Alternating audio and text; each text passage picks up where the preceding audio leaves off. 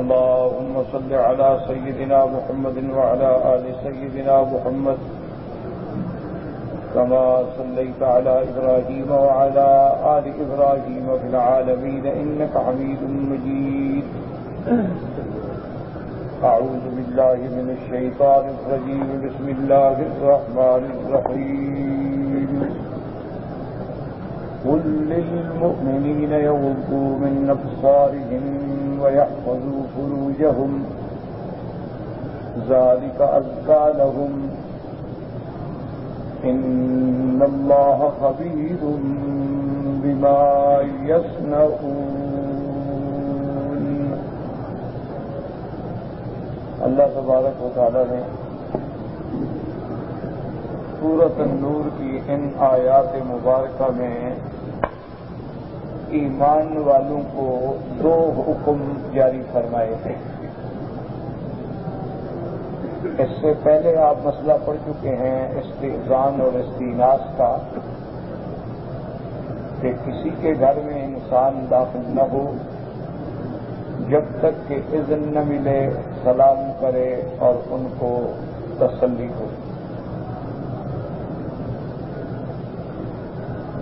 اسی طرح اسلام نے یہ بھی پابندی لگائی ہے کہ اگر اپنے گھر میں بھی جائے تو افضل یہ ہے کہ گھر والوں کو آواز سے، چلنے سے، کسی طریقے سے باخبر کرے. اور علماء نے، فقہا نے یہ بھی لکھا ہے کہ جیسے آج کل ایک رواج ہے، وہ یہ سلف کے زمانے میں یعنی حضور صلی اللہ علیہ وسلم کے زمانے میں اور صحابہ کے زمانے میں نہیں تھا، لیکن اگر کوئی چیز اچھی ہو تو اس کا باقی رکھنا شریعت میں منع نہیں ہوتا. جیسے آج کل ایک رواج ہے کہ آدمی کے کارڈ چھپا ہوتا ہے، اس کے نام بھی لکھا ہوتا ہے، ایڈریس بھی لکھا ہوتا ہے، کارڈ بھیج دیتے ہیں گھر میں. تو یہ بھی طریقہ درست ہے کہ آپ نے ان کو مطلع کر دیا کہ دروازے پہ آنے والا بندہ کون ہے. تو یہ طریقہ جو ہے وہ بھی جائز. اور اسی طرح فقہا نے لکھا ہے کہ اگر کسی آدمی نے اپنا قاصد بھیجا ہے تمہیں بلانے کے لیے، تو اگر تم قاصد کے ساتھ فوراً چلے جاؤ تو پھر مزید اذن کی ضرورت نہیں ہوتی. سلام کر کے داخل ہوں اور بیٹھ جائیں، کیونکہ انہوں نے خود تمہیں بلایا ہے، مانا اذن دیا ہے، وہ تمہیں چاہتے ہیں آنے کے لیے. اگر انہوں نے قاصد بھیجا ہے لیکن تم قاصد کے ساتھ نہیں گئے، دیر کر کے گئے، یا انہوں نے صبح بلایا تھا اور آپ شام کو گئے، تو پھر اذن لینا ضروری ہوگا. اذن بھی لیں گے اور اس انداز میں اذن لیں گے کہ گھر والوں کو معانست ہو، وحشت ہو. اسی طرح اسلام نے یہ بھی حکم دیا ہے کہ اگر آپ نے کسی کا دروازہ کھٹکھٹایا ہے، یا آج کل دروازے کے بجائے لوگوں نے گھنٹی لگائی ہوئی ہوتی ہے، تو دروازے کو اس دہشت اور زور سے نہ کھٹکھٹائیں کہ گھر والے ڈر جائیں کہ پتہ نہیں کون آ گیا. اسی لیے بعض صحابہ سے یہ معلوم ہوتا ہے کہ رحمت دو عالم کے دروازے پر جب صحابہ آتے تھے تو وہ اپنے ناخنوں سے دروازے پر یعنی مارتے تھے. یہ نہیں کہ زور سے دھماکے مارنے شروع کر دیں. مقصد تو باخبر کرنا ہے کہ باہر کوئی بندہ موجود ہے. تو اسلام نے اس پر بھی پابندی لگائی.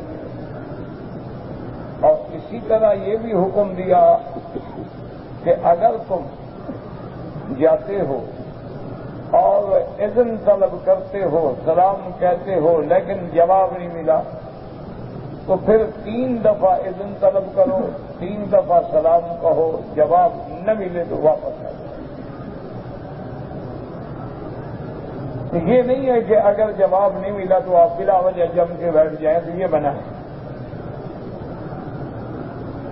اسی طرح علماء نے لکھا ہے، فقہا رحمۃ اللہ علیہم اجمعین نے قرآن پاک کے حکم کے مطابق کہ اگر تم نے اذن مانگا لیکن گھر سے کہا گیا کہ بھئی ابھی تم لوٹ جاؤ، بعد میں تشریف لانا، تو لوٹ جاؤ. کیونکہ یہ بھی اللہ کا حکم ہے قرآن پاک میں، اور حالات کا تقاضا ہے اس وقت آپ کو نہ ملنا چاہتا ہو، اس وقت اس کے گھر سے نکلنے میں کوئی نقصان پوشیدہ ہو، تو یہ تو اللہ جانتا ہے یا وہ بندہ جس کو حالات سب پیش ہیں۔ اسی طرح علماء نے یہ البتہ اجازت دی ہے کہ اگر کوئی آدمی کسی اللہ والے کے دروازے پر یا عالم کے دروازے پہ کوئی دین سیکھنے کے لیے جاتا ہے اور وہ اس کے لیے خود باہر بیٹھ گیا کہ جب آپ باہر آئیں گے تو میں مسئلہ پوچھ لوں گا، تو یہ جائے، یہی حکم اللہ نے ایمان والوں کو دیا کہ حضور صلی اللہ علیہ وسلم کے دروازے پر آؤ تو آ کے بلا وجہ نہ پکارا کرو، بلکہ صبر کرو، وَلَوْ أَنَّهُمْ صَبَرُوا حَتَّى تَخْرُجَ إِلَيْهِمْ، جب حضور اپنے وقت پر اپنی مرضی سے باہر تشریف لے آئیں تو بات کرو۔ اسی لیے حضرت ابن عباس فرماتے ہیں رضی اللہ تعالی عنہما کہ مجھے کبھی کبھی بعض انصار صحابہ کے دروازے پہ علم کی بات، حدیث کی بات، مسئلے کی بات پوچھنے کے لیے میں جاتا تھا، اور عین گرمی کا دور تھا، اور اس دور میں آپ نے دیکھا ہے کہ بالکل سادہ گھر تھے، کوئی انتظام بھی نہیں ہوتا تھا، تو فرماتے ہیں کہ میں باہر بیٹھ کے انتظار کرتا تھا، وہ گرمی برداشت کرتا تھا، جب وہ باہر تشریف لے آتے تو میں مسئلہ پیش کرتا، حالانکہ مجھے یقین تھا کہ اگر میں ان کو خبر کروں تو مجھے فوراً بلا لیں، انکار نہیں فرمایا، لیکن اس کے باوجود بھی ادب کا تقاضا یہ تھا کہ میں نے علم پوچھنا ہے، میں نے مسئلہ پوچھنا ہے تو میری ضرورت ہے، تو لہذا میں انتظار کروں تو میں اس دھوپ میں بیٹھا رہتا۔ اور اسی طرح صحابہ نے اور علماء نے یہ فرمایا ہے کہ جیسے آج کل مثلا رواج ہو گیا ہے ٹیلی فون کا، تو یہ نہیں ہے کہ کسی کو بلا وقت رات کو 2 بجے، 1:30 بجے، 3 بجے ایک آدمی سویا ہوا ہے اور آپ نے فوراً ٹیلی فون کر دیا۔ اگر آپ جاگ رہے ہیں ضروری تو نہیں کہ دوسرا بھی جاگ رہا، تو ان کو بلا وقت اس قسم کا ٹیلی فون کر کے جگانا بھی شریعت میں حرام ہے کہ کسی کے آرام کا وقت ہے، اس کے آرام میں خلل نہ ڈالا جائے، بلکہ جن لوگوں کو آپ سے رابطہ کرنا ہو اور بار بار آپ نے پوچھنا ہو تو ان سے خود پوچھ لیں کہ جی ہم آپ کو کس وقت ٹیلی فون کیا کریں، وہ آپ کو ٹائم بتا دیں گے، بھی فلاں ٹائم پہ میں بیٹھا ہوتا ہوں، جاگ رہا ہوتا ہوں، پڑھ رہا ہوتا ہوں، اور ٹیلی فون سننا، جواب دینا میرے لیے مشکل نہیں ہوتا، تو انہی اوقات کا لحاظ کر کے آدمی پوچھتا ہے۔ اور اسی طرح آپ نے یہ مسئلہ بھی پڑھ لیا کہ اگر آپ کسی کے دروازے پہ گئے ہیں اور آپ نے دروازہ کھٹکھٹایا ہے یا آپ نے گھنٹی دی ہے تو آپ دروازے کے بالکل سامنے کھڑے نہ ہوں، کیونکہ اتفاق ہے کہ دروازہ کھلے اور آگے سامنے ایک عورت کھڑی ہو، تو جو مقصد تھا پردے کا، جو مقصد تھا استیزان کا، وہ تو فوت ہو گیا، آپ نے تو دیکھ لیا، پھر پردہ کس بات کا؟ تو اسی لیے حکم ہے کہ آپ دائیں جانب کھڑے ہوں یا بائیں جانب کھڑے ہوں یا ایسے انداز میں کھڑے ہوں کہ آپ کی نظر نہ پڑے گھر میں۔ اذن ملنے کے بعد اور 3 دفعہ اذن ملنے میں یہ حکمت ہے کہ پہلی دفعہ جو دائیں بائیں ہمسائے ہیں ان کو بھی علم ہو جائے کہ کوئی بندہ یہاں آیا ہے، اجازت لے رہا ہے، اور گھر والے بھی سن لیں، اور دوسری دفعہ جب آپ نے اذن مانگا تو گھر والے ذرا سمجھ گئے کہ عورتیں ہیں تو ایک طرف ہو گئی، مرد ایک طرف ہو گئے، انہوں نے تمہارے بیٹھنے کے لیے بھی جگہ کو ٹھیک کر دیا، اور تیسری دفعہ میں ان کو تسلی بھی ہو گئی کہ آنے والا دوست ہے، آواز سے، گفتگو سے، بلانے سے، نام لینے سے، تو پھر وہ آپ کو اجازت دیں۔ تو یہ مسائل تھے، مسائل استیزان، مسائل استیناس۔ ان کے بعد اب ان آیات میں اللہ نے 2 حکم دیے۔ ایک حکم تو اللہ پاک نے یہ دیا ہے کہ اپنی نظروں کو نیچے کر دو، اور دوسرا حکم یہ لیا ہے کہ اپنے شرم گاہوں کو تھام لو، یعنی حفاظت کرو۔ یہ دو حکم ہیں ان آیات۔ اچھا، اسی کے اس لیے ہمیشہ یاد رکھیں کہ قرآن کے احکام بڑے جامع ہوتے ہیں۔ اب چونکہ اول ابتدا جو ہے وہ نظر ہوتی ہے اور انتہا زنا ہوتا، تو اللہ نے ابتدا کا بھی ذکر کر دیا، انتہا کا بھی ذکر کر دیا کہ غیر محرم پر نظر نہ ڈالو، اور اتفاق سے پڑ جائے تو نظروں کو جھکا لو، اور آخری حد کیا ہے کہ زنا سے بچو، اپنی شرمگاہوں کی حفاظت کرو، حلال کے بغیر اسے کبھی حرام پہ استعمال نہ کرو، اور درمیان میں جو معاملات ہیں مثلا غیر محرم سے باتیں کرنا وہ بھی حرام ہے، غیر محرم سے علیحدہ ملنا وہ بھی حرام ہے، غیر محرم سے ہاتھ ملانا وہ بھی حرام ہے، غیر محرم کے ساتھ سیر پہ نکلنا وہ بھی حرام ہے۔ تو اس لیے وہ درمیانی احکام جو ہیں وہ خود بخود درمیان میں آ جاتے ہیں کہ بھئی جہاں نظر ڈالنے کی اجازت نہیں تو بات کرنے کی اجازت کیسے ہوگی؟ جہاں غیر محرم پہ اتفاقی نظر کے بعد بھی جھکانے کا حکم ہے تو علیحدہ بیٹھنے کی کیسے اجازت ہوگی؟ تو ہمیشہ کبھی احکام میں ابتدا کا بھی ذکر کر دیا جاتا ہے اور انتہا کا بھی ذکر کر دیا جاتا ہے، اور درمیان میں جو احکام ہیں وہ خود بخود معلوم ہو جاتے ہیں۔ اس لیے اللہ تبارک و تعالی نے لیکن انداز دیکھیں کہ یہاں بھی جو خطاب ہے وہ ایمان والوں، کیونکہ کبھی خطاب عام ہوتے ہیں کہ یا ایھا الناس اعبدوا ربکم الذی خلقکم، وہاں پوری مخلوق کو خطاب ہے، الناس، اس میں سارے اللہ کے بندوں کو حکم ہے کہ اللہ کی عبادت کرو، اپنے رب کی عبادت کرو۔ اور کبھی احکام جو ہے وہ مومنین کے لیے خاص ہوتے ہیں تو وہاں اللہ فرماتے ہیں یا ایھا الذین آمنوا لا تدخلوا بیوتا غیر بیوتکم حتی تستأنسوا وتسلموا علی اہلہا، ایمان والے۔ یہاں بھی اللہ حکم دیتے ہیں قل للمؤمنین یغضوا من ابصارہم ویحفظوا فروجہم، اللہ نے فرمایا کہ ایمان والوں سے کیونکہ ان باتوں پہ وہی عمل کرے گا جس کے اندر ایمان ہے، وہی عمل کرے گا جس کے اندر اللہ کا خوف ہے۔ جو بندہ اللہ پر ایمان نہیں، قرآن پہ ایمان نہیں، آخرت پہ ایمان نہیں، اس کو کیا، اس میں کیا عمل کرنا؟ تو یہ احکام ایمان والوں کے لیے ہے۔ اور اس سے علماء نے فرمایا کہ ایک اشارہ بھی ہوتا ہے کہ جب اللہ کسی حکم میں ایمان والوں کو حکم دے تو اس حکم کے نہ کرنا جو ہے معنی یہ ہے کہ وہ پھر کفر والی عادات کی طرف جا رہا ہے، کیونکہ اگر ایمان والا ہوتا تو ان باتوں پر عمل کرتا، اگر عمل نہیں کر رہا ہے، لوگوں کی عورتوں کو دیکھ رہا ہے، انتظار میں بیٹھا ہے، خود بخود نظریں اٹھا کے خود بخود جائزہ لے کے اور تبصرے بھی کر رہا ہے، قد ایسا ہے اور شکل ایسی ہے اور بال ایسے ہیں، اس کا معنی ہے کہ وہ غیر ایمانی حرکتیں کر رہا ہے۔ اگر اس کے اندر ایمان ہوتا اور اللہ کا ڈر ہوتا تو وہ کبھی ایسی۔ اچھا، جب مانا ہے کہ نظر نیچے کر لو تو اسی سے سمجھ آ گیا کہ نظر ڈالنا تو اجنبی عورت پہ حرام ہے، پہلی نظر بھی حرام ہے، یعنی یہ مانا نہیں کہ ایک نظر تو ڈال لو بعد میں نہ ڈالنا، نہیں، مانا یہ ہے کہ پہلی نظر ڈالنا بھی حرام ہے، لیکن اگر اتفاق سے نظر پڑ جائے تو وہ حکم ہے کہ اپنی نظروں کو نیچے کر لو، اپنی نظروں کو نیچے کر لو اور اپنے شرم گاہوں کی حفاظت کرو، کہ مومنوں کی صفت یہ ہے، جیسے اللہ نے فرمایا والذین هم لفروجهم حافظون الا علی ازواجهم او ما ملکت ایمانهم فانهم غیر ملومین فمن ابتغى وراء ذلك فأولئك هم العادون۔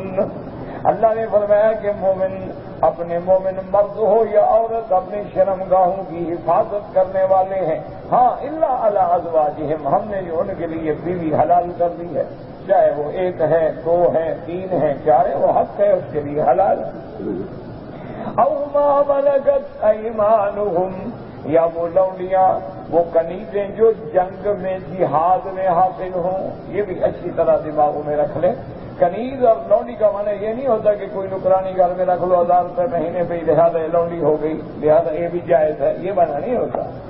معنی وہ ہوتا ہے کہ جب مسلمان اعلاء کلمت اللہ کے لیے تمام شروط کی پابندی کرتے ہوئے امیر المؤمنین کی اطاعت میں اللہ کے راستے میں جہاد کریں اور جہاد میں اللہ مسلمانوں کو فتح عطا فرمائے، تو اب جو کافروں کا مال ہوگا وہ مال غنیمت ہوگا اور ان کی لڑکیاں اور لڑکے جو ہیں وہ غلام اور کنیزیں ہوں گی، کیونکہ ویسے بھی کہتا ہے کہ جب آپ نے ملک فتح کر لیا تو اب دشمن کے مرد جو پکڑے گئے یا عورتیں جو پکڑی گئی ان کو کیا کریں آپ؟ یا تو قتل کر دیں یا ان کو دوسرے ملک میں بھیج دیں، تو پھر ان کا وطن بھی نہ رہا، گھر بھی نہ رہا، باپ دادا بھی مارے گئے، اب وہ کیا کریں گی؟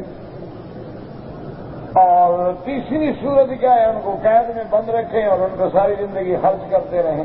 تو اس کا حل اسلام نے یہ دیا کہ حل ہی یہ ہے کہ ان کو مجاہدین میں تقسیم کر دیا جائے گا، اور مجاہدین کو یہ حکم دیا گیا کہ تم چاہو تو اجر حاصل کرو کہ ان کو غلامی سے آزاد کر کے نکاح کر کے اپنی بیویاں بنا لو، لیکن اگر کوئی آزاد نہ کرے اور بحیثیت لونڈی کے اپنے گھر میں رکھے تو وہ بھی جائز ہے۔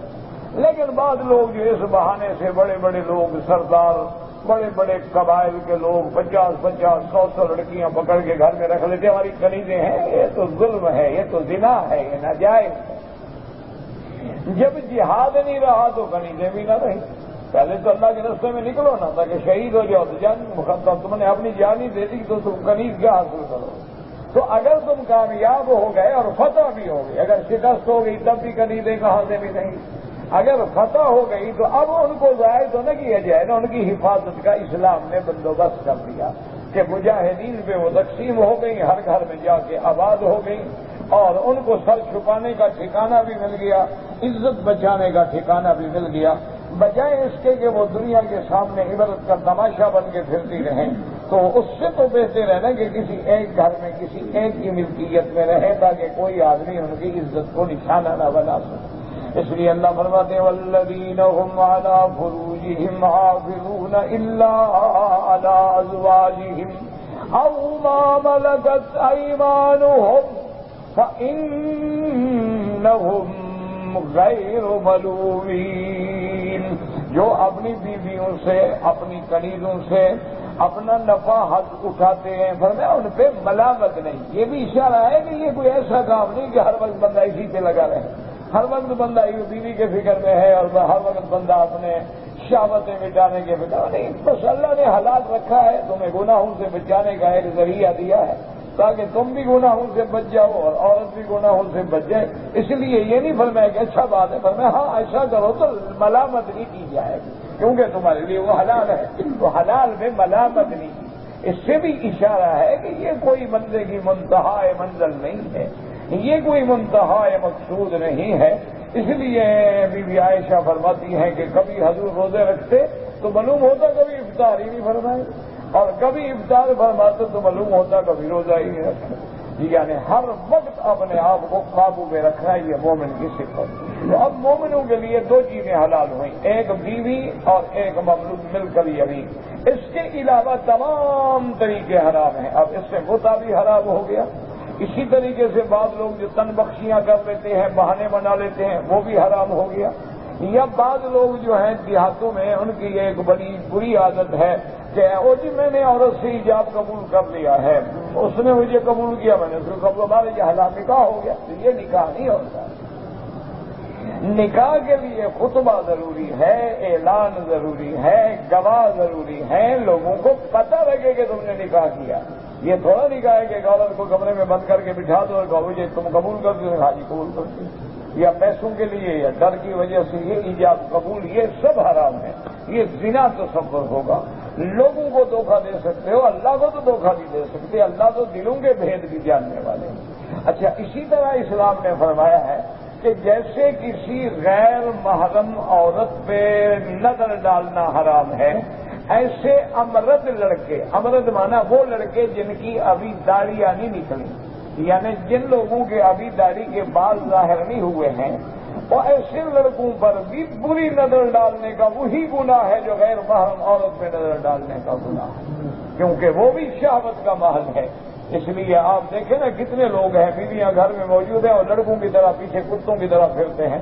تو ایسے بھی تو بدبخت لوگ ہیں نا جو قوم لوط کے عمل میں ایسے مبتلا ہیں کہ اپنی بیویاں گھر میں ہیں لیکن وہ لڑکوں کے پیچھے پھر رہے ہیں۔ تو انجام کیا ہوتا ہے کہ پھر وہ عورتیں بھی اور لڑکے ڈھونڈ لیتی ہیں کہ اگر تم ہمیں چھوڑ کے لڑکے ڈھونڈ سکتے ہو تو وہ بھی تو تمہیں چھوڑ کے لڑکے ڈھونڈ سکتی ہے۔ تو اس کا انجام یہ ہوتا ہے کہ دونوں گھرانے تباہ و برباد ہو جاتے ہیں۔ تو اس لیے اسلام نے پابندی لگائی ہے کہ بھئی اگر اتفاق سے غیر محرم پہ نظر پڑ گئی تو فوراً نظر کو نیچے کر دو۔ اسی لیے آپ دیکھیں کہ اللہ نے قرآن پاک میں جہاں جہاں بھی ذکر فرمایا ہے فرمایا حور مقصورات فی الخیام،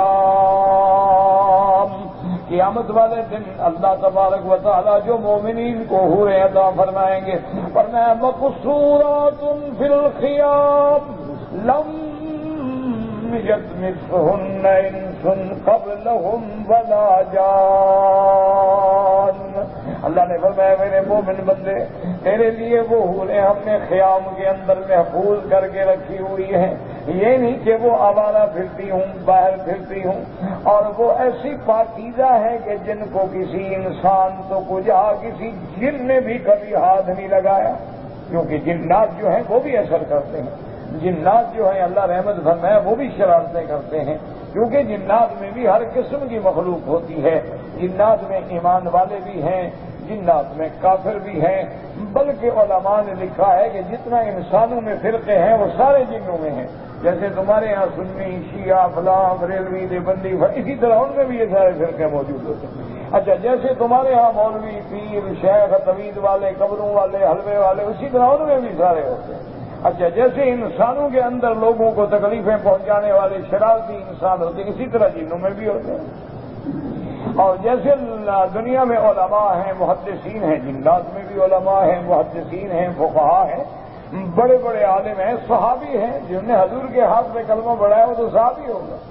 جنات میں صحابہ بھی ہیں، تابعین بھی ہیں، محدثین بھی ہیں، فقہاء بھی ہیں۔ تو اسی طرح کبھی کبھی جنات جو ہیں وہ بھی اس قسم کی شرارتیں کرتے ہیں۔ تو اللہ نے فرمایا ان کی شان یہ ہے کہ ان کو نہ کسی بندے نے ہاتھ لگایا نہ کسی جن نے چھوا۔ اور اسی طرح ایک حدیث مبارک میں آتا ہے حضور پاک صلی اللہ علیہ وسلم نے فرمایا لو اطلعت فی الدنیا، اگر اللہ نے جو جنت میں اپنے مومنین بندوں کے لیے عورتیں رکھی ہیں اگر اللہ اجازت دے اور وہ جنت سے نیچے جھانک لے لَأَضَاءَتْ مَا بَيْنَ السَّمَاءِ وَالْأَرْضِ، آسمان و زمین کے درمیان ساری جگہ روشن ہو جائے۔ اللہ نے ایسا اس کو جمال عطا فرمایا ہے۔ اور اللہ تبارک و تعالیٰ کے نبی نے فرمایا کہ اللہ نے ان کے بدن میں خوشبو رکھی ہے، اور اللہ تبارک و تعالیٰ فرماتے ہیں کہ ان کا سروں پر جو خمار ہوگا وہ اتنا قیمتی ہوگا کہ تیری دنیا کی کوئی نعمت بھی اس کا مقابلہ نہیں کر سکتی ہے۔ تو جمال بھی ہے کمال بھی ہے، لیکن سب سے بڑا کمال عزت ہے، سب سے بڑا کمال حکمت ہے۔ اس لیے کہیں اللہ فرماتے ہیں کأنہن بید مکنون، وہ ایسی خوبصورت ہیں سفید ہیں جیسے کہ انڈا چھپا ہوا ہوتا ہے۔ اب دیکھیں نا اوپر خول چڑھا ہوا ہے تو اندر تو کوئی ہوا نہیں پہنچتی، مٹی نہیں پہنچتی، گرد نہیں پہنچتی، ان کو بھی اللہ نے محفوظ رکھا ہوا ہے۔ تو اس لیے ہمیشہ یاد رکھیں کہ عورت کا حسن جو ہے وہ حیا میں ہے، عورت کا حسن جو ہے وہ حیا میں ہے، عورت کا حسن جو ہے وہ میک اپ میں، سنگار میں، بیوٹی پارلر جانے میں، فیشل کرانے میں، ہیئر کٹنگ کرانے میں، اور آنکھوں کے لینس بدلنے میں، اور اپنے بھویں باریک کرانے میں حسن نہیں ہوتا، حسن حیا کا نام۔ جس میں حیا نہ ہو وہ کیا عورت ہے؟ اس کو تو عورت کہنا شرعاً حرام ہے۔ عورت کا معنی یہ ہے جو چھپانے والی چیز جس کو چھپایا جائے، تو جو خود بخود ظاہر ہو وہ عورت نہ رہی، وہ تو عورت کہلانے کی حقدار ہی نہیں ہے، کیونکہ عورت جو ہے یہ عربی کا لفظ ہے۔ عورت ہندوستانی یا پاکستانی یا اردو یا بنگلہ کا لفظ نہیں ہے۔ عورا اور سطر العورا یہ سارے عربی کے لفظ ہیں۔ تو عورت کا معنی ہی ہوتا ہے جیسے عورت الرجل من السرۃ الی الرکبۃ. حضور نے فرمایا کہ مرد کا عورت کیا ہے, ناف سے لے کر گھٹنے تک اس کا چھپانا ضروری ہے. اور فرمایا عورت المرأۃ من الراس الی رجلها, اور عورت کا بدن جو ہے وہ سر کے بالوں سے لے کر پاؤں تک چھپانا ضروری ہے. تو اس لیے اس کو عورت کہا جاتا ہے. اسی لیے علماء عرب میں محاورہ ہے, وہ کہتے ہیں زینت الجبال اللحا وزینت الرجال اللحا وزینت النساء الحیا. وہ فرماتے ہیں اللہ نے پہاڑوں کی زینت رکھی ہے کہ پہاڑوں پہ سبزہ ہو تو وہ پہاڑ خوبصورت نظر آتے ہیں, اور مردوں کی زینت ان کی داڑھیوں میں ہے, اور عورت کی زینت اس کے حیا میں ہے کہ عورت حیا والی ہو, کہ اس پر اس کے باپ کی نظر پڑی, بھائی کی نظر پڑی, بہنوں کی نظر پڑی, یا پھر شوہر کی نظر پڑی, اس کی آواز بھی کوئی نہ سنے, اور اس کے بدن پر بھی کسی کی نظر نہ پڑے. یہ عورتیں جو ہیں یہ صالحات ہیں. اور حضور صلی اللہ علیہ وسلم نے فرمایا دنیا متاع وخیر متاعها المرأة الصالحة. آپ نے فرمایا کہ دنیا جو ہے وہ جنت اٹھانے والی چیز ہے, لیکن سب سے بہتر وہ ہے اگر مرأة صالحہ ہو, یعنی پاک ہو, با حیا ہو, با عفت ہو, با عصمت ہو, اور اپنے شوہر کی مطیع ہو, فرما بردار ہو. تو اس سے بڑی نعمت دنیا میں کوئی نہیں ہوتی. اور اگر اس کے برعکس ہو تو پھر اس سے بڑا عذاب بھی دنیا میں کوئی نہیں ہوتا, کہ ہر وقت بد زبانی ہے, ہر وقت بد کلامی ہے, ہر وقت تانا زنی ہے, ہر وقت فتن ہے, شرارت ہے, شور ہے. تو یہ اللہ کا ایک عذاب ہے. دعا کریں کہ اللہ ایسے عذابوں سے ہر مسلمان کو محفوظ فرمائے اور ہر مسلمان کے گھرانے کی حفاظت فرمائے. تو اللہ نے ان آیات مبارک میں یہ دو حکم دیے, قل للمؤمنین یغضوا من ابصارهم ويحفظوا فروجهم ذلك ازکیٰ لہم. یہ تمہارے لیے پاکیزگی کا باعث ہے, کیونکہ نظر ایسی بری چیز ہے. حدیث مبارک میں آتا ہے النظر سہم مسموم من سہام ابلیس. حضور پاک نے فرمایا یہ نظر جو ہے شیطان کے زہریلی تیروں میں سے ایک تیر ہے, کیونکہ نظر پڑی اسی سے تو گناہ کا ابتدا ہوتی ہے, کہ آدمی نظر پڑی اور فتنے میں مبتلا ہو گیا, اس کے جمال کو دیکھا اور فتنے میں مبتلا ہو گیا. اسی لیے بعض بزرگ جو ہیں اہل اللہ جو ہیں وہ اپنے غلاموں کی, مریدوں کی, اپنے متعلقین کی تربیت جب کرتے ہیں تو ان کو نصیحت یہ کرتے ہیں کہ نظر بر قدم. وہ کہتے ہیں بابا سب سے پہلی چیزیں چلو تو اپنی نظروں کو نیچے رکھو, ایک تو ٹھوکر سے محفوظ ہو جاؤ گے اور دوسرا گناہوں سے محفوظ ہو جاؤ. وہ کہتے ہیں نظر بر قدم اور خلوت در انجمن, کہ چاہے 100 بندہ بیٹھا ہے لیکن تیرے دل کا تعلق اللہ کے ساتھ جڑا ہو, اللہ کا ذکر ہو, اللہ کا فکر ہو, اللہ کی نعمتوں کا شکر ہو, ہر حال میں بندہ ذاکر ہو. الذین یذکرون اللہ قیاما وقعودا وعلی جنوبہم ویتفکرون فی خلق السماوات والارض ربنا ما خلقت هذا باطلا سبحانک فقنا عذاب النار.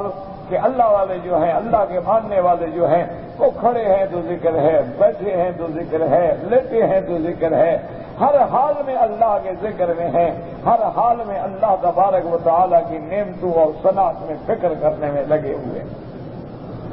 اس لیے اسلام نے حکم دیا ہے کہ اگر اچانک بھی نظر پڑ جائے تو نظر جھکا لو. اسی لیے بعض علماء, بعض بزرگان دین اپنے شاگردوں کی اصلاح کرنے کے لیے وہ فرماتے ہیں کہ ان چیزوں کا خیال رکھا کرو. وہ کہتے ہیں پہلی چیز کیا ہے, قلت الطعام, کھانا تھوڑا کھایا, یعنی بھوک ہو اور کھانا تھوڑا. یہ نہیں ہے کہ کھاتے جاؤ اور کھاتے جاؤ, کہ اس لیے بعض لوگ کہتے ہیں نا کہ بھئی تم کھاتے ہو جینے کے لیے, تم جیتے کھانے کے لیے نہیں ہو. یعنی اللہ نے تمہیں کھانا کیوں دیا ہے کہ بس زندگی رہے، طاقت رہے اور آدمی محتاج نہ ہو، کمزور نہ ہو۔ اب یہ تو پیدا نہیں کہ اللہ نے ہمیں پیدا ہی کھانے کے لیے کیا کہ ہر وقت چرتے رہو اور چرتے رہو اور چرتے رہو، تو یہ بھی منع ہے قلت الطعام۔ اور دوسری وہ نصیحت کرتے ہیں قلت المنام، کہ نیند بھی تھوڑی، ضرورت کے مطابق نیند کرو۔ اچھا جب تھوڑا کھاؤ گے خدا کی قدرت ہے نیند بھی کم آئے گی، اور اگر جناب آپ نے بڑی مرغن غذائیں کھائی ہوئی ہیں تو پھر پڑے رہو گے بے ہوش ہو گے، پھر نہ تہجد ہوگی، نہ نوافل ہوں گے، نہ تلاوت قرآن ہوگا، کیونکہ آدمی نے 2 کیلو جو اندر ڈالا ہوا ہے اس میں تو سلانا ہے نا، جگانا تھوڑا ہے اس کو۔ تو قلت الطعام و قلت المنام۔ اور اسی طرح بزرگ فرماتے ہیں قلت الکلام، کہ ہر وقت نہ باتیں کیا کرو، اس سے بات، اس سے بات، اس سے بات، اس سے بات، تھوڑی بات کرو، ضرورت کی بات کرو۔ کوئی بندہ پوچھتا ہے اس کا جواب دو، یہ نہیں کہ بلا وجہ بس بیٹھے ہیں، حرم میں بیٹھے ہیں تو لگے ہوئے ہیں، اور باہر بیٹھے ہیں تو لگے ہوئے ہیں، اور جناب وہ ساری رات بیٹھے ہیں اور بے مقصد باتیں ہو رہی ہیں، ان کا مقصد ہی نہیں۔ آرام کر لو، سو جاؤ، اللہ کا قرآن لے کے پڑھ لو، کتاب لے کے مطالعہ کر لو، دین کی طرف توجہ کر لو۔ اس لیے بزرگ جو ہے نا وہ اپنے شاگردوں کی تربیت اس انداز میں کرتے ہیں تاکہ ان کے دل و دماغ میں پتہ نہیں کتنے دن رہنا۔ اب جناب فرماتے ذالک ازکی لہم، یہ تمہارے لیے پاکیزگی کا ذریعہ۔ ان اللہ خبیر بما یصنعون۔ اور بعض علماء فرماتے ازکی مانا اطہر، یہ نظروں کا جھکا دینا، غیر محرم پہ نظر نہ ڈالنا، اپنے شرمگاہوں کی حفاظت کرنا، اپنے آپ کو زنا سے، حرام سے، لواطت سے بچا لینا، یا اپنی شہوت کو ہاتھوں سے خارج کرنے سے اپنے آپ کو بچا لینا، یہ تیرے دین کی بھی صفائی کا باعث ہے، تیرے بدن کی بھی صفائی کا باعث ہے۔ اور جب بندہ اپنی نظروں کو غیر محرم پہ ڈالنے سے بچا لیتا ہے، اللہ اس کے اندر نور ایمان بڑھا کے نور بصیرت پیدا فرما دیتے ہیں۔ اسی لیے یعنی ایک حدیث مبارک میں آتا ہے کہ جب بندے نے دیکھا اچانک نظر پڑی ایسی غیر محرم پہ فوراً نظر نیچے کر دی، اللہ فرماتے ہیں ہم پھر اس کو ایسی نعمت دیں گے یجد حلاوت الایمان، کہ وہ اپنے دل میں ایمان کی اس مٹھاس کو بھی محسوس کرے گا۔ تو شرط یہ ہے اور یہ بنیادی شرط ہے، اس سے اپنے آدمی اپنے آپ کو محفوظ کر لے تو پھر اللہ پاک اس کے دل پہ اور اس کے دماغ پہ ایسی روشنی ڈالتے ہیں کہ نور بصیرت پیدا ہو جاتا ہے۔ ھذا امر من اللہ تعالی لعبادہ المؤمنین ان یغضوا من ابصارهم عما حرم علیہم۔ اب مفسر رحمۃ اللہ علیہ فرماتے ہیں یہ اللہ کا حکم ہے اپنے مومنین بندوں کو کہ اپنی نظروں کو جھکائیں ان سے جن کو دیکھنا اللہ نے حرام کر دیا ہے۔ فلا ينظروا الا الى ما اباح لهم النظر الیہ، اور صرف اس چیز پہ نظر ڈالیں جس پہ نظر ڈالنے کی اللہ نے اجازت دی ہے۔ وان يغضوا ابصارهم عن المحارم، اور اجنبی عورتوں سے اپنی نظروں کو بند رکھیں۔ فإن اتفقا وقال البصر على محرم من غیر قصد فليصرف بصره عنه سريعا، یعنی اپنی طرف سے حفاظت رکھیں، نظر نہ ڈالیں۔ اگر اتفاقا نظر پڑ جائے بغیر ارادے کے، ارادہ نہیں ہے اس نے خود بھی نہیں ڈالی لیکن اتفاق سے نظر پڑ جائے تو فوراً اپنی نظروں کو پھیر لیں۔ خبر اللہ مسلم فی صحیح من حدیث یونس بن عبید بن عمرو بن سعید بن ابی زرعۃ بن عمرو بن جریر عن جدہ جریر بن عبد اللہ البجلی رضی اللہ عنہ قال سألت النبي صلى الله عليه وسلم عن نظرة الفجأة فأمرني أن أصرف بصري۔ مسلم شریف میں جریر ابن عبداللہ البجلی رضی اللہ تعالیٰ عنہ صحابی روایت کرتے ہیں سألت النبی صلی اللہ علیہ وسلم عن نظرة الفجأة، وہ کہتے ہیں کہ میں نے حضور پاک سے پوچھا کہ یا رسول اللہ صلی اللہ علیہ وسلم ہم نہیں چاہتے لیکن کبھی اتفاقاً اچانک کسی عورت پہ نظر پڑ جاتی ہے، آپ نے فرمایا فأمرنی ان اصرف بصری، حضور نے مجھے حکم دیا کہ فوراً اپنی نظروں کو جھکا لو، پھیر لو۔ وقد رواه الإمام أحمد بن هشام بن يونس بن عبيد به ورواه أبو داود والترمذي والنسائي من حديثه أيضا وقال الترمذي حسن صحيح. وفي رواية لبعض قال اطرق بصرك يعني انظر إلى الأرض والصرف أعم فإنه قد يكون إلى الأرض وإلى جهة أخرى والله أعلم. اور بعض روایات میں آتا ہے اطرق بصرہ کا کیا معنی یعنی اپنی نظروں کو زمین پہ ڈالو. اب مفسر فرماتا ہے کہ اصل مقصد یہ ہے کہ اس محرم غیر محرم سے نظر کو پھیر لو. اب ضروری ہے کہ زمین پہ ڈالو یا ادھر منہ پھیر لو ادھر منہ پھیر لو, منع ہے کہ نظر پھیر لو, نظر ہٹا لو بچ جاؤ تاکہ تمہاری نظر جو ہے دوبارہ اس پہ نہ رہے. وقال ابو داود حدثنا اسماعيل بن موسى الفزاري قال حدثنا شريك عن النبي ربيعة الأيادي عن عبد الله بن بريدة عن النبي قال قال رسول الله صلى الله عليه وسلم لعلي رضي الله تعالى عنه يا علي لا تتبع النظرة فإن لك الأولى وليس لك الآخرة.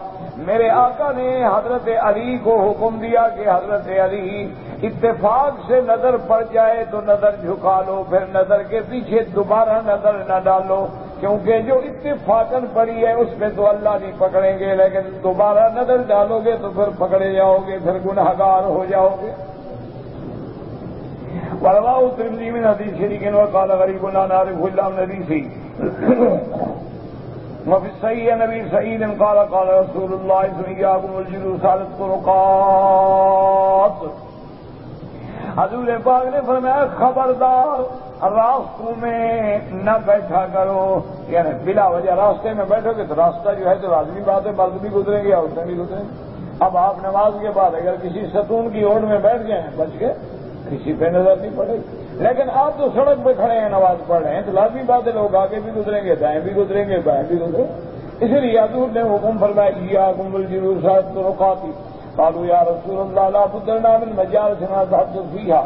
وہ صحابہ نے کہا کہ یا رسول اللہ اور تو کوئی جگہ نہیں ہوتی, ہم گھر کے باہر نکل کے ساتھ ہی بیٹھ جاتے ہیں, ہماری مجبوری بھی ہے کہ ہم کہاں جائیں کہاں ملیں آپس میں کیسے باتیں کریں. فقال رسول اللہ صلی اللہ علیہ وسلم ابیتم فاعطوا الطریق حقه. قالوا وما حق الطریق یا رسول اللہ. فقال غض البصر وكف الاذى ورد السلام والامر بالمعروف والنهي عن المنکر. حضور پاک نے فرمایا کہ اگر مجبوراً تمہیں گھر کے باہر بیٹھنا پڑے, راستے میں بیٹھنا پڑے تو پھر راستے کا حق ادا کرو. صحابہ نے پوچھا یا رسول اللہ راستے کا کیا حق ہے؟ آپ نے فرمایا کہ پہلا حق یہ ہے کہ راستے میں بیٹھے ہو تو کوئی عورت گزرے تو اپنی آنکھیں نیچے کر لو, اور دوسرا حکم یہ وقف الاذى, اور کسی اذى والی چیز کو دفع کرو. کوئی موذی چیز ہے نقصان پہنچانے والی ہے, کانٹا پڑا ہے بچھو ہے کوئی چیز ہے اس کو ہٹاؤ. ورد السلام, اور اگر تم سڑک پہ بیٹھے ہو تو جو گزرنے والا سلام کرے اس کو سلام کا جواب دو. والامر بالمعروف والنهي عن المنکر, بھلائی کے کاموں کا حکم کرو اور برائی سے روکنے کی کوشش کرو. اور میں اگر بیٹھتے ہو تو پھر راستے کا حق ادا کرنا پڑے گا کہ اپنے نظروں کو جھکا دو, کوئی سلام کرے تو جواب دو, بھلائی کا امر کرو اور برائی سے روکو. وقال ابو القاسم البغوی حدثنا طالوت بن عباد قال حدثنا فضيل بن حسين سمعت ابا امامة يقول سمعت رسول الله صلى الله عليه وسلم يقول اقفلوا لي بست اقفل لكم بالجنة. میرے آقا رحمت دو عالم نے فرمایا 6 چیزوں کی ضمانت تم مجھے دے دو, جنت کی ضمانت میں محمد مصطفیٰ دیتا ہوں. اذا حدث احدكم, پہلی چیز کیا ہے؟ اذا حدث احدكم فلا يكذب, بات کرو تو جھوٹ نہ بولو, صحیح بات بس. واذا اؤتمن فلا يخن, اگر کوئی بندہ تیرے پاس امانت رکھے تو خیانت نہ کرو. امانت کا معنی صرف یہ نہیں ہوتا کہ پیسے ہیں, بات بھی ہوتی ہے. اگر کہتے ہیں تیرے میرے درمیان میں ہے تو یہ بھی امانت ہے کہ لوگوں کو سناتے پھرو, بلا ہو جائے، اس نے تمہیں منع کیا وَإِذَا وَعَدَ فَلَا يَخْلُفُ، اور اگر وعدہ کرو تو پھر وعدہ خلاف نہ کرو، وَغُضُّوا أَبْصَارَكُمْ، اپنی نظروں کو نیچے رکھو، وَكُفُّوا أَيْدِيَكُمْ، اپنے ہاتھوں کو روک لو کہ حرام کی طرف نہ بڑھیں، وَاحْفَظُوا فُرُوجَكُمْ، اور اپنے شرمگاہوں کی حفاظت کرو۔ ان 6 چیزوں پہ عمل کرو گے تو محمد مصطفیٰ صلی اللہ علیہ وسلم نے فرمایا کہ میں تیرے جنت کی ذمہ داری لیتا ہوں۔ وفی صحیح البخاری من یکفل لی ما بین لحییہ وما بین رجلیہ اکفل لہ الجنہ، اکفل لہ الجنہ۔ حضور نے فرمایا کہ جو بندہ ان 2 چیزوں کے درمیان یعنی زبان کی حفاظت کا وعدہ کرے اور 2 رانوں 2 ٹانگوں کے درمیان یعنی شرمگاہ کی حفاظت کا وعدہ کرے، محمد جنت کا وعدہ کرتے ہیں صلی اللہ علیہ وسلم۔ وقال عبد الرزاق انبانا محمد ایوب بن سیرین پیدا قال کل ما صلی بھی وہ کبیرۃ، آپ نے فرمایا کہ ہر وہ کام جس میں اللہ کی نافرمانی ہو وہ کبیرہ ہے، اس کو صغیرہ نہ سمجھا کرو۔ جب اللہ کی نافرمانی کر رہے ہو تو اور بڑا کبیرہ گناہ پھر کیا ہوگا۔ ذکر الطرفین وقال کل للمؤمنین یغضوا من ابصارهم فلما كان النظر داعیۃ الى فساد القلب كما قال بعض السلف، کیونکہ نظر ڈالنا جو ہے عورتوں پر یہ دل میں فساد کا ذریعہ بنتا ہے۔ النظر سہم سم الى القلب، نظر جو ہے وہ زہریلا تیر ہے جو سیدھا دل پہ لگتا ہے۔ فلذلك امر اللہ بحفظ الفروج كما امر بحفظ الابصار، جیسے اللہ نے حکم دیا کہ اپنی شرمگاہوں کی بھی حفاظت کرو، اپنی نظروں کی بھی حفاظت کرو، التي هي بواعث الى ذلك۔ وقال تعالی قل للمؤمنین یغضوا من ابصارهم وَيَحْفَظُوا فُرُوجَهُمْ وَحِفْظَ الْفَرْجِ تَعْرِضُ الْمَنِي مِنَ الزِّنَا، کہ اپنے آپ کو زنا سے بچاؤ، لواطت سے بچاؤ، حرام سے بچاؤ۔ كما قال تبارک و تعالی وَالَّذِينَ هُمْ لِفُرُوجِهِمْ حَافِظُونَ، فرماتے ہیں کہ وَتَارَةً يَكُونُ بِحِفْظِ مِنَ النَّظَرِ إِلَيْهِ، بعض علماء نے فرمایا کہ بلا وجہ بھی اپنی شرمگاہوں پہ نظر نہ ڈالا کرو، جیسے زنا سے بچانا ہے تو بلا وجہ دیکھنے میں کیا ہوتا ہے، خامخواہ آدمی دیکھتا رہے اور شرمگاہوں پہ نظر ڈالتا رہے۔ كما جاء في الحديث في مسند احمد سنن فداورتك الا من زوجتك او ما ملكت يمينك، اپنے شرمگاہ کی حفاظت کرو ہاں مگر تیری بیوی کے لیے حلال ہے یا ملک یمین۔ ذلك ازكى لهم اي اطهر لقلوبهم وانقى لدينهم، تیرے دلوں کی پاکیزگی کا ذریعہ، تیرے دین کی حفاظت کا ذریعہ۔ كما قيل من حفظ بصره اورثه الله نورا في بصيرته ويروى في قلبه، جو بندہ اپنے نظر کی حفاظت کرتا ہے اللہ تبارک و تعالی اس کے دل میں نور بصیرت پیدا فرما دیتے ہیں۔ واللہ اعلم۔ اگر کوئی عورت ایام حیض میں ہے تو وہ حرم میں مسجد الحرام میں داخل نہیں ہو سکتی۔ بھائی دیکھو نا، ایک عام مسئلہ ہے، اگر تمہارے ملک میں عورت ہو حیض میں تو مسجد میں جا سکتی ہے، تو اگر تمہارے ملک کی مسجد میں جانا منع ہے تو اللہ کے گھر کی مسجد میں آنا حلال ہے؟ کیا فرق کی بات؟ ایک عام آدمی کو بھی اس مسئلے کا پتہ ہے۔ اگر کوئی عورت حیض آ گیا لیکن اس نے غسل کر لیا، حیض بند ہو گیا، تو اب وہ حرم آ سکتی ہے؟ نہیں آ سکتی۔ حیض تو غسل نہ بھی کرو بند ہو جاتا ہے، کبھی آتا ہے کبھی نہیں آتا، کبھی داغ لگتا ہے کبھی نہیں لگتا۔ تو جو اس کی عادت ہے مثلاً 3 دن 5 دن 7 دن 8 دن، وہ عادت کے دن پورے کر کے اور آخر میں بھی تسلی کر کے کپاس رکھ کے تیقن کر کے کہ صحیح معنی میں میرا خون بند ہو گیا ہے، پھر غسل کرے، پاک ہو، پھر اللہ کے گھر جائے۔ ایک آدمی نے اپنی بہو کی چھوٹی بہن سے شادی کی تو اس کی بہو کی چھوٹی بہن اس کی کیا لگتی؟ کچھ بھی لگتی، کرنی تو کوئی بات نہیں۔ کہتے جی کہ مقلد اور غیر مقلد میں کیا فرق ہے؟ مقلد کا معنی ہوتا ہے ائمہ کی تقلید کرنے والا، کہ علماء سے پوچھا، فقہی مسئلہ پوچھا اور اس مسئلے کو مان لیا اور دلیل طلب نہ کی، جس پہ اعتماد ہے عالم سے پوچھا جی مسئلہ بتا دیا مان لیا۔ اور بعض حضرات ہوتے ہیں وہ کسی عالم کی یا کسی فقیہ کی تقلید نہیں فرماتے، وہ کہتے ہیں ہم خود حدیث مبارک پڑھ کے مسئلہ سمجھیں گے، بس اور کوئی بات نہیں۔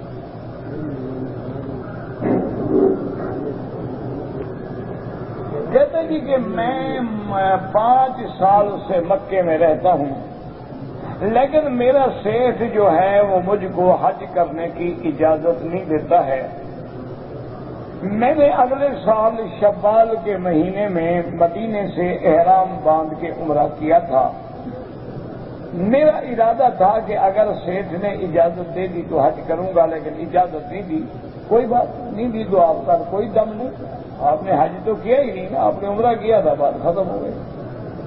ایسا سیٹھ پہلی دفعہ سنا ہے میں نے زندگی میں، جو 5 سال میں بھی اجازت نہ دے۔ میری والدہ کا انتقال ہو گیا، اللہ پاک ان کو جنت نصیب فرمائے، اور جتنے لوگ بھی فوت ہو گئے ہیں سب کے لیے دعا کریں کہ اللہ سب کے قبروں کو باب جنت بنا دے۔ اللہم اغفر لنا ولوالدینا ولوالد والدینا ولمشائخنا ولاساتذتنا ولمن حق علینا ولمن اوصانا واستوصانا ولجميع المسلمین والمسلمات والمؤمنین والمؤمنات الاحیاء منہم والاموات۔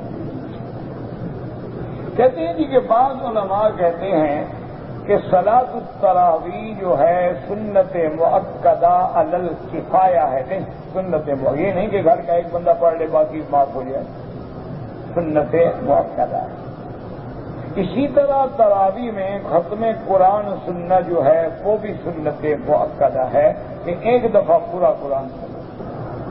کہتے ہیں جی کہ مرد یا عورتیں جو ہیں اپنے بھویں تراشتے ہیں اور نکالتے ہیں اور ان کو باریک بناتے ہیں، یہ حرام ناجائز۔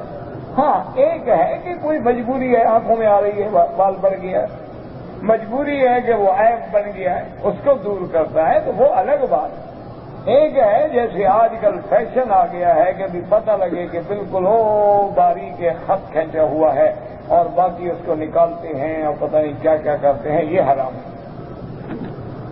اگر کوئی آدمی عید رمضان کے بعد تنعیم سے عمرہ کرے تو کیا اس کا حج تمتع ہوگا؟ نہیں، جب تک کہ میقات کا عمرہ نہ کرے، میقات سے عمرہ کرے، اور تنعیم میقات نہیں ہے، حل ہے، یعنی اگر کوئی مکے میں رہتے ہوئے عمرہ کرنا چاہے تو حرم سے باہر نکلے گا۔ اب حرم کے باہر ہل قریب جو ہے وہ تنعیم ہے، ورنہ باقی تھوڑا دور ہے، جیرانہ ہے، عرفات ہے، وہ ذرا فاصلہ ہے، تو یہ اقرب ترین ہے، اس لیے لوگ یہاں سے جلدی جلدی جا کے آرام باندھ کے آ جاتے ہیں۔ تو بہرحال تمتع کے لیے ضروری ہے اشہر حج میں اس کا عمرہ ہو اور عمرہ بھی میقات سے کرے، بلکہ امام ابو حنیفہ رحمۃ اللہ علیہ بڑے سخت ہیں، وہ کہتے ہیں میقات بھی اپنے ملک کے میقات سے کرے۔ کہتے جی کہ آب زمزم کے پانی سے نہانا جائز ہے۔ میرا بھائی اگر اور کوئی پانی نہ ملے تو زمزم بھی پانی ہے۔ اگر حضرت اسماعیل علیہ السلام کس سے نہاتے تھے؟ اللہ کے نبی تھے، پیغمبر تھے، اور پانی نہیں تھا۔ اور صبح تو مکے میں جتنی آبادی تھی قبیلہ جرہم کی، سارے پانی پیتے بھی اسی سے تھے، پکاتے بھی اسی سے تھے، غسل بھی اسی سے کرتے۔ ہاں اب علماء نے لکھا کہ چونکہ دوسرے پانی ہمارے پاس الحمدللہ موجود ہیں تو پھر بلا وجہ ہم اس کو ضائع کیوں کریں، ورنہ تو پانی ہے۔ آب زمزم کے پانی سے کفن دھونا نہ یہ اللہ کا حکم ہے، نہ اللہ کے رسول کا حکم ہے، اور نہ کبھی صحابہ نے ایسا عمل کیا۔ اگر زمزم کے پانی سے کفن دھونے سے کوئی فائدہ مل سکتا تھا تو سب سے پہلے تو صحابہ دھوتے، مکے والے دھوتے۔ بس یہ ایک رواج بن گیا ہے کہ جی برکت والا پانی ہے، تو تم خود جو اتنا عرصہ پیتے رہے ہو تو اگر زمزم نے برکت کی انشاءاللہ تو بغیر کفن کے بھی بخشے جاؤ گے۔ کہتے جی کہ بیت اللہ شریف میں مسجد نبی میں دیکھا ہے کہ لوگ رفع یدین کرتے ہیں، حالانکہ حضور پاک نے حدیث میں آتا ہے منع بھی فرمایا۔ بہرحال یہ مسئلہ خلافی ہے، جو کرتے ہیں ان کو کچھ نہ کہو اور جو نہیں کرتے ہیں ان کو بھی کچھ نہ کہو. دونوں کے پاس الحمدللہ دلائل ہیں. اور یہ مسئلہ بھی کوئی ایسا نہیں کہ اور فرض کا مسئلہ ہو، واجبات میں ہوگی نماز نہیں ہوگی. اس لیے ایسے مسائل میں بلا وجہ لڑ جھگڑ کے اپنا وقت ضائع نہ کریں. تستحق المغیبۃ، یعنی جس کا خاوند غائب ہے تو باہر گیا ہوا ہے تو صاف بات ہے کہ وہ اپنے بدن کی صفائی نہیں کرتی کہ میرا خاوند تھوڑا کر دے. تو اب جب آپ آئیں گے باہر بیٹھیں گے تو غسل بھی کر لے گی، نہا بھی لے گی، بدن بھی صاف کر لے گی، تیار ہو جائے گی اپنے خاوند کے لیے. یہ معنی ہے تستحق، تو معنی اس طرح پھیرنا اپنا غائبہ عورت کا اپنے بدن پر، یعنی بالوں کی صفائی کرنا. یہ بھی مومن عورتوں کے لیے حکم ہے. آج کل تو کافروں کی طرح وہ بال رکھتے ہیں، جیسے سر پہ بال ویسے نیچے بال. انا للہ و انا الیہ راجعون. بس اور کیا کہہ سکتا ہے. یعنی کافروں نے مسلمانوں کو فلمیں دکھا کے اس مقام پہ پہنچا دیا ہے. میں کعبے میں بیٹھتا ہوں کہ کتا بھی شرماتا ہوں. میں آپ کو اللہ کے کعبے میں بیٹھ کے بات کرتا ہوں. اچھا آپ نے کبھی دیکھا ہے کہ کتا کتے سے بدفعلی کرے، لواطت کرے؟ نہیں. اللہ کے حرم میں اور ٹھنڈے دل سے کوئی اس میں مسئلے کی بات ہے، شرم کی کیا بات ہے. اچھا آپ نے کبھی دیکھا ہے کتا ہو خنزیر ہو ایک دوسرے سے بدفعلی کرتے ہوں؟ لیکن مرد ہو کے لڑکوں سے بدفعلی کرے، مرد ہو کے اپنی بیوی سے غیر وضع فطری عمل کرے، تو یہ اسی انگریز کی فلموں کا اثر ہے اور سبق ہے. میرا بھائی اب تو بات ہی ختم ہو گئی ہے. اب تو لڑکیاں جناب جین کے کپڑے پہن کے اور اوپر چھوٹے شرٹ پہن کے آگے اور دوستوں کو کہتی ہیں دیکھو میں کیسی لگ رہی ہوں. اسلام کہتا ہے نظر نہ ڈالو. وہ پوچھ رہی ہے بتاؤ میرا ڈریس کیسے مجھے جچ رہا ہے کہ نہیں. میچنگ ٹھیک ہے، جیولری کی اور سوٹ کی اور کپڑوں کی اور جوتے کی اور پرس کی اور چیزوں کی میچنگ سیٹ ہو رہی. اب تو جیسا سوٹ پہنے آنکھوں میں لینز بھی وہ لگاتی ہیں.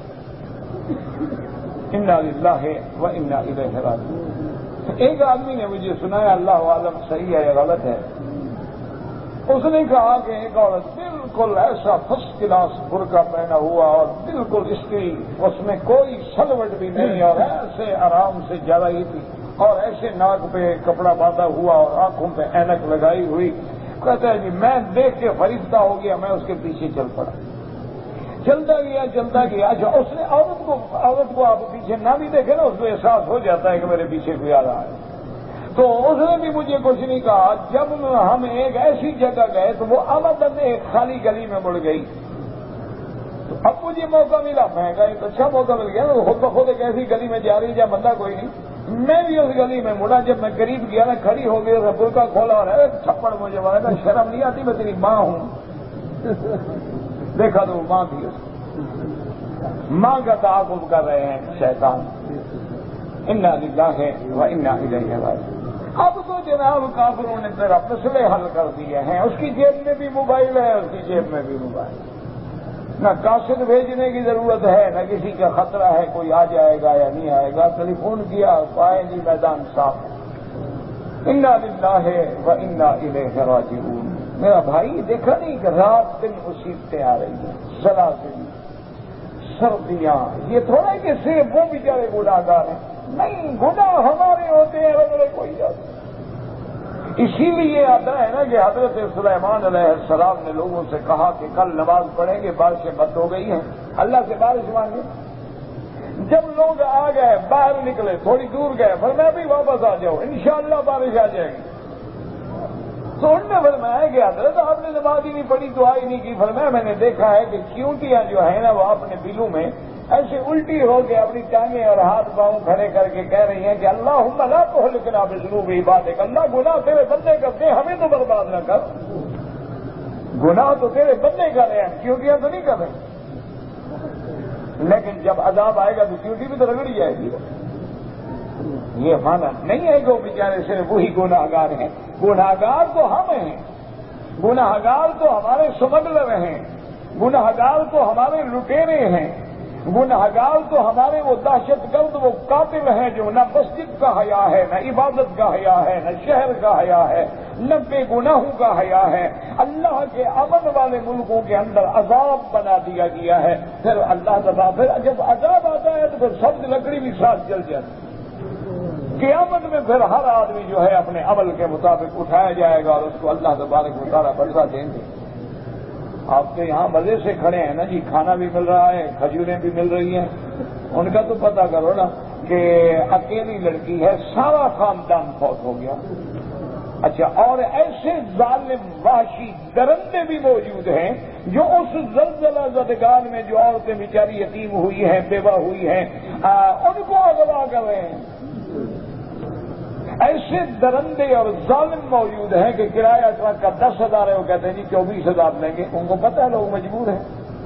ایسے ظالم درندے بھی موجود ہیں کہ ٹرک کا سامان خیرات کے لیے جا رہا ہے اور راستے میں آدھی قیمت پہ بیچ دیا. یار یہ یہودی خرید رہے ہیں، کافر خرید رہے ہیں کہ مسلمان؟ انا للہ و انا الیہ راجعون. اللہ رحمت کر رہا. ایک آدمی نے اپنی بیوی کو لکھ کے بھیجا ہے کہ میں تمہیں 3 طلاق دیتا ہوں، بس پکا کام ہو گیا ماشاءاللہ. وہ حاملہ ہے تم گناہگار ہو لیکن طلاق تو ہو جائے گی نا. تم نے خلاف سنت طلاق دی، تم سنت کے تارک ہو. لیکن گولی تو لگ گئی. ایک ہو تو بندہ رجوع بھی کر لینا. تم تو سارے قصے پہلے دن ختم کر دیتے ہو نا، راستہ ہی نہ رہے. اگر ایک آدمی نماز جنازہ میں شریک ہوا، 2 تکبیریں ہو چکی تھیں، اب اس کو صرف 2 تکبیریں ملی ہیں تو وہ کیا کرے؟ جب امام سلام پھیرے تو وہ جلدی سے 2 تکبیریں پوری کر لے. اللہ اکبر اللہ اکبر السلام علیکم ورحمۃ اللہ. کچھ نہ پڑے، بس اللہ اکبر اللہ اکبر. جلدی ایسا نہ ہو کہ کھڑا رہے، وہ جنازہ جنت المعلا پہنچ جائے، یہ تکبیریں پڑھ رہا ہے. یہ آدمی نے عمرہ کرنے کے بعد بال نہیں کٹائے لیکن کپڑے بدل لیے، اور کچھ دیر کے بعد یاد آیا تو پھر جا کے بال کٹائے. انشاءاللہ دم نہیں پڑے گا لیکن احتیاط کیا کرو. کہتے جی کہ میں جب نماز پڑھتا ہوں، طواف کرتا ہوں، اچھا عمل کرتا ہوں تو مجھے شیطانی خیالات جو ہیں زیادہ ستاتے ہیں. تو جب تم شیطانی کام کرو پھر شیطان خیال کیوں ڈالے گا؟ نہ، جب تم اس کے کہنے پہ چل رہے ہو، چوری کر رہے ہو، زنا کر رہے ہو، کیوں برے خیال ڈالے گا؟ جب نیک کام کرو گے تو شیطان بھی زور لگائے گا نا کہ نیکی سے ہٹے. یہ اچھی بات ہے، کوئی بری بات نہیں. اس کو زور لگانے تو برائی کرتا رہے، اچھا اچھائی کرتا رہے. ملک میں عورتوں کی ریس ہوتی ہے. بہرحال شریعت میں اندر ایسی چیزیں حرام ہیں. اسلام کا حکم یہ ہے، باقی تم جاؤ تمہارا کام جاؤ. بہرحال کسی کی ذات پہ اعتراض نہ کریں. کوئی سید ہے، کوئی قریش ہے، ہم کون سے فرشتے ہیں؟ ہمارے اعمال ٹھیک ہو جائے نا، سب ٹھیک ہو جائے.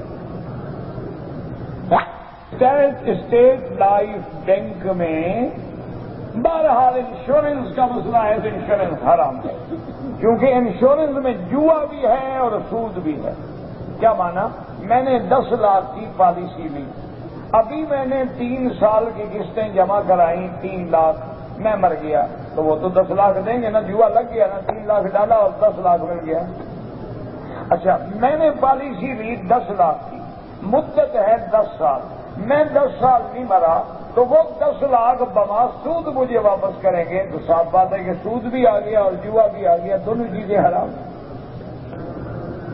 کہتے ہیں جی کہ جنوں کو تابع کرنا جائز ہے. کیوں؟ تم نے انسانوں کو کر لیا ہے، باقی جنوں کے پیچھے پڑے ہو. اور ہمارے یہاں گھر والے نہیں سنتے، یہ جنوں کو تابع کر رہا ہے. ایسے چکر میں نہ پڑنا ہے، انشاءاللہ ملو گے بھی نہیں کہ کہا. جن لوگوں نے جنوں کو تابع کرنے کی کوشش کی ہے نا، یا تو وہ پاگل ہو گئے یا مارے گئے یا انہوں نے پٹک کے کہیں پھینک دیا. اس چکر میں کبھی نہ پڑنا. تم اپنے بھائیوں کو تابع کرو، گھر والوں کو تابع کرو، اچھے کام کرو، نیک کام کرو، دین کے کام کرو. کہتے جی کہ جو لوگ حرام کا مال کھاتے ہیں اگر نماز پڑھیں، نماز فرض ہے وہ تو ادا ہوگا، لیکن حرام مال تو اللہ نہیں بخشے گا نا. ایک ہے فرض کا ادا ہو جانا، وہ تو ہو جائے گا. عمرہ ادا کرنے کے لیے طواف کیا، صفا مروہ نہیں دوڑا، سر کے بال منڈوا دیے، صفا مروہ دوسرے دن دوڑا، ماشاءاللہ بہرحال ایک بکری دم پڑ گئی۔ ادا کرتے وقت دوسرے شخص نے طواف میں دونوں کندھے ڈھانکے ہوئے تھے،